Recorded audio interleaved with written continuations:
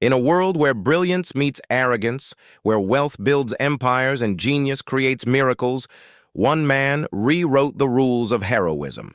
A billionaire, a futurist, a playboy who became the protector of Earth.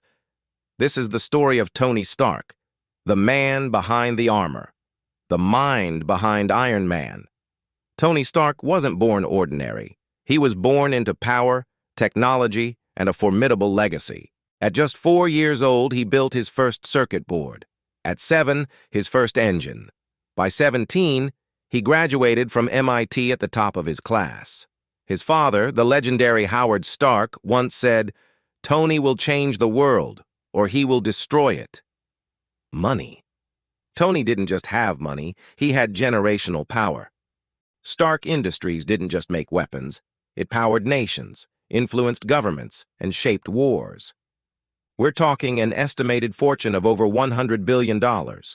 Private jets, Manhattan Towers, supercars, and AI labs that were decades ahead of their time.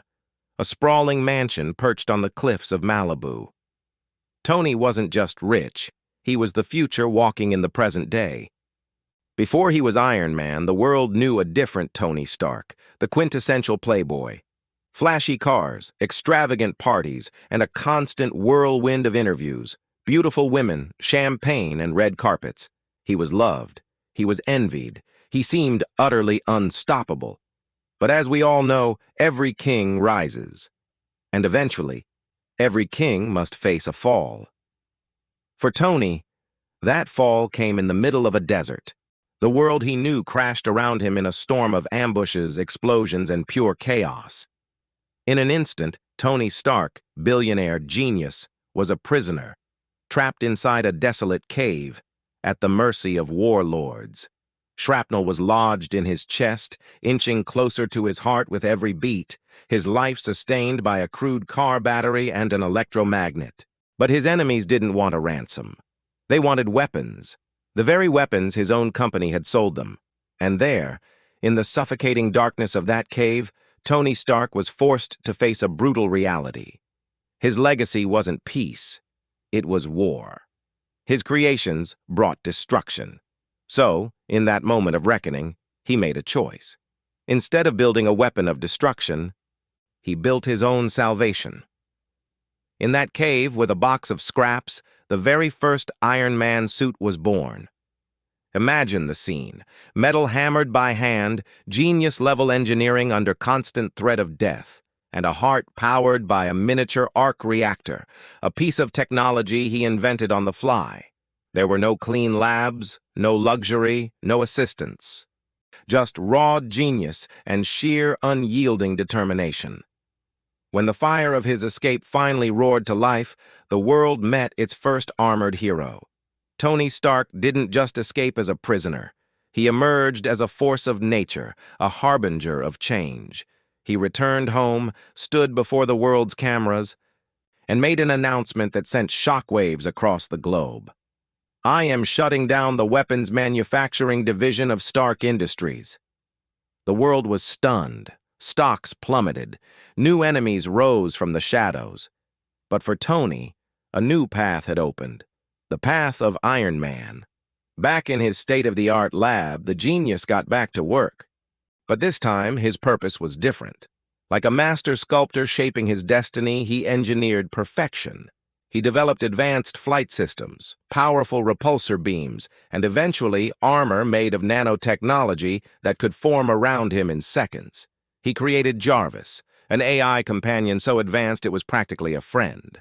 Every single upgrade wasn't just about better technology. It was an evolution of the man himself. Tony Stark wasn't just trying to save the world anymore. He was trying to save himself from the man he used to be. The world had soldiers. The world had armies. But now, the world had Iron Man. He flew across nations, neutralizing threats his own company had created, dismantling rogue weapons, and saving countless lives. This was a billionaire who could have spent his days on luxury yachts, but chose instead to fly headfirst into danger zones.